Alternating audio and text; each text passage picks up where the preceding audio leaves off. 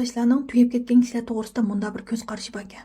Ularning qarashicha, odamlar tugab ketgandan keyin 7-kuni, 21-kuni va 35-kuni qaytib kelamiz. Mush vaqtlarda agar tugab ketgan tuqqanlaringizni tushab qolsangiz, uningga cho'qim ko'nglingizdagi gaplaringizni deviling. Nurg'unlagan tarjima hikoyalarimizda chiqadi. Yo'ldoshlar mushu ko'z qarashda noyati ching turdi ekan. Shunga men bayatdan degan mushu 3 vaqtda kechda uxlashdan burun bu sug'isiga tuz chechib qo'ydi ekan.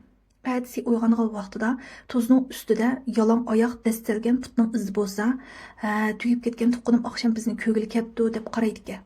Bugungi birinchi kan so'zlab bergan qizning amdla 24 larga kirib qolgan navri inisi bultur mushu vaqtlarda baxtga qarshi qaytishib ketibdi. Bu qiz bu navrinisi bilan shunday yaqin o'tganda, u bolami bu qizni xuddi bir qo'saq otisida yaqin ko'rib, ichidagi gaplarni deb, mushik sirdishib, bu qiz u inisiga yo'l ko'rsatib degandek, u inisining hamda tuyuqsizlam ketib qolishi bu qizga shunday cho'ng zarba bo'libdi. Demismi hamda oliy maktabda o'qiyotgan bir yoshning kasal sababdan bir ter bir ustixon bo'lib qaytib ketishi odamning haqiqatan yuragini ezidi. Navri inisi qaytishib ketib 2-3 oylardan keyin bu qiz bir tush ko'ribdi. Tushida cho'ng opasining burunqi uyida derisining tuyida o'ltirganmish. Yondagi uyning eshigi ochiqga, u uyda homilari cho'ng opasi qatorliqlar oldirash tamoq etayotganmish. Shu paytda tuyuqsiz sirtdan kirgan eshik ichilib, tugab ketgan navri inisi kirib ketdi. U bola uchsiga oq rangli sedam gansar, qora ishton va qora oyoq kiyib olganmish. Kiyinishlari shunchalik pokiza ro'y holida noyat ruhliq, udul kirib homillarga salom beribdi, opasining yoniga berib gaqibdi. Mo'misining yoniga berib, "Mo'ma, men paloni, meni ko'rdingizmi?" desimi, xuddi bu uydagilar bu bolani ko'rmagandek qarab qo'ymay o'zining ishini qilib yurgudek. U bolami o'zini boshqalarning ko'rmaydiganligini his qilib, yondagi uydagi bu qizning yoniga udul kiribdi. Bu qiz u navri insini ko'rib o'rnidan turib oldiga berib, qo'llarini tutib, ko'ziga yosh olgan holatda, "Fukam, yaxshi turdingizmi? Qandaroq turyapsiz?" deb og'ziga tegmay ahvol so'rab ketibdi. U inisi noyat xush chiroy holatda, "Aja, faqat siz meni ko'ra oldingiz, uydagilar nima meni ko'rolmaydigandi. Men sizlarni bek sig'inib ketib ko'rishib olay deb kelgandim. Meni hatto opamni ko'rolmadi. Men noyat yaxshi turyapman, menda ansirmanglar. Mendan u cho'nglarga salom aytib qo'ying" deb nurg'un gaplarni debdi. Inisi yosh gaplarni da'vatgan vaqtda bu qiz u navri inisining tugab ketganligini esiga oldi, lekin ozroq qo'rqmabdi. U inisining kiyinishlari u tushida shunchalik pokizga, ham chiroyida nur yig'ib turdi ekanda. Birinchi hikoyam jal oyoqlashdi. Men odatda tush to'g'riliq hikoya so'zlamaydim bilsizlar, lekin bu tush xuddi men burun ko'rgan ma'lum bir kinoning voqealigiga o'xshab ketadi ekan. Amerikaning kinosi deyman, ko'p qismliq bir kino. Bir qiz kichikdan tatib ruhlarni ko'ralaydi, ruhlar u qiz orqali tuqqanlarga demoqchi bo'lgan gaplarni yetkazadi degandek. Mushta bir kino bor.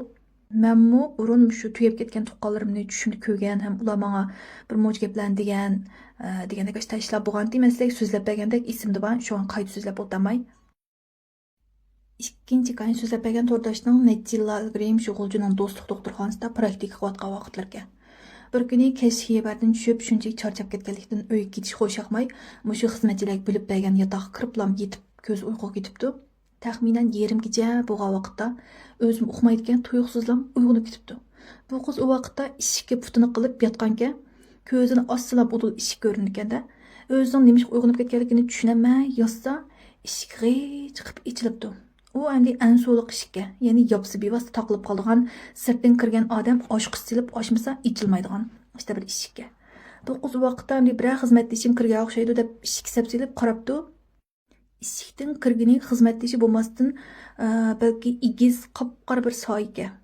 Avval u faqat shu qor soya holati ko'rinibdi. U soya bu qizga yiqilib kelgancha anadigan iniq ko'gil bo'pti. U soya ashu mengib kelgancha udulmush qizning karvatining kirvikida o'ltirib bu qizga qarabdi-da, u endi mundal qarsa keyindagi narsalarning iniq ko'gil bo'lgan holatdagi işte bir suzuk odamga. Ustiga qor ko'k kostyum burulka, ichiga qo'ng'ir rang konvoy kopta, beshiga bodam do'ppi kiyibdi. Chiroyini ko'rib boqay deb xil tirishgan bo'lsa-mu, ammo ko'ramabdi.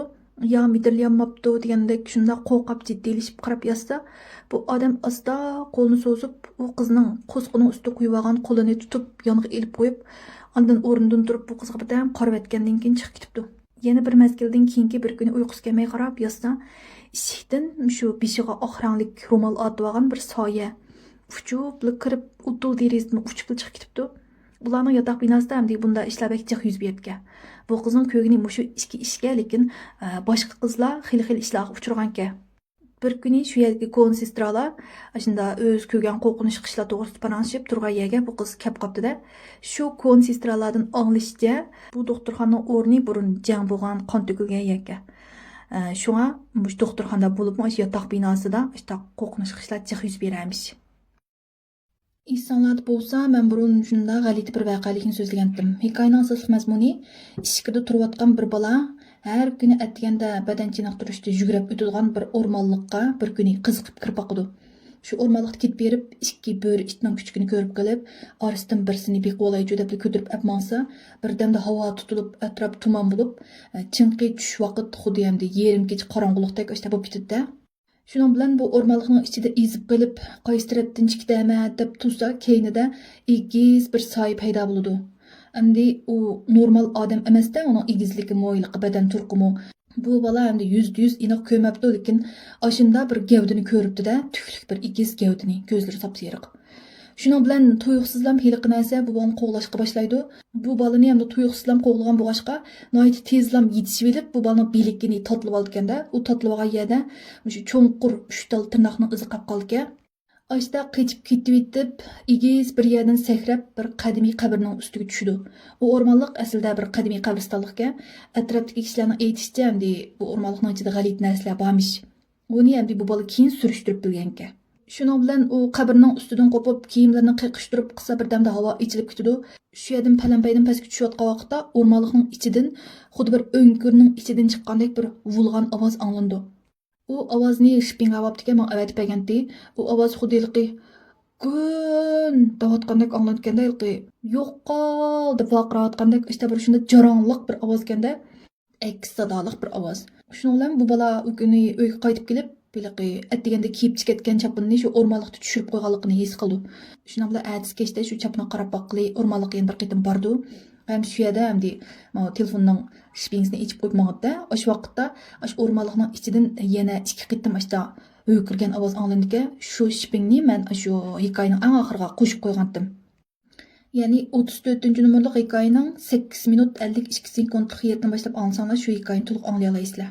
Bu hikoyaning oxiri bor. Shundan bilan u bolaning yiliqi g'alati narsa tatlib olgan tirnoqning izi uyga qaytib kelgandan keyin 2 kun tutdimi, 3 kun tutdimi ish qilib, odam hayron qolgudek darajada tez saqayib ketganda, odatdagi unda cho'nqur yerlar unda ishtik saqayib ketmaydi-ku. U yerlarni menga rasm tortib, video orqali degandek yo'llab qo'yibdi ekan. Uni ham bu yerga yo'llab o'tamay. Bu bola mush hikoyasini so'zlab bo'g'icha necha qitim bundan ham ishonmasligingiz mumkin. Meni balkim kinolarni jiq ko'rib ketibdi deb o'ylashingiz mumkin degan gapni bek jiq deb ketdi. Badanda shunda cho'ng o'zgarishlar o'tibdi. Bu bola o'zi har kun atganda yugagini bilan, lekin maxsus bunda jin shimfonlarga berib, muskul chiqirma deb bunda chiniqishlarni qilmayotganda, o'zimi o'roq vijik bola ekandiq. Shu ishdan keyin badanda o'zgarishlar bo'lib, badaniga bir muskullar paydo bo'lishga boshlabdi-da. Bir qitim uyda mo'ykistamlashtirmasa, qiz do'sti kirib kelib, bu bolaning badanini ko'rib qo'rqib ketibdi. Endi normal odamning badanida unda tez muskullar paydo bo'lmaydi-ku. Ko'rish quvvati bilan anglash quvvatimi shuncha eshib ketibdi. Normal odamlarning ko'rish quvvati odatda 5-3, 5-2 chiqib bo'lmaydi-ku, hamda ko'pinchalarimizniki. Bu bolaning yurti olishdanki, shu yurtga berib, bu ahvollarni cho'ngapsiq deb bersa, cho'ngapsa hayron bo'lib anglab o'tirib. Tova, bu shu opamlar almashkisi yosh vaqtlarda yuz bergan bir ishlar bilan munosabatlikmi nima deb bir hikoyani so'zlab turibdi. Bu hikoya noyitimiz sirliq, noyitimiz g'alati bir hikoya. Shu hikoyani men ata haqli qilib chiqirman. Haqli hikoya bilan haqsiz hikoya albatta o'xshamaydi. Haqli hikoyalarning mazmuni texim sarxil vaqtimi uzun chiqadi. Haqliqni anglamaydim degichilar o'g'irlikdan boshlab yo'llaydigan haqsiz hikoyani olsanglar bo'ladi. Amsa atadagi hikoyani ko'rishaylik, xayr xo'sh.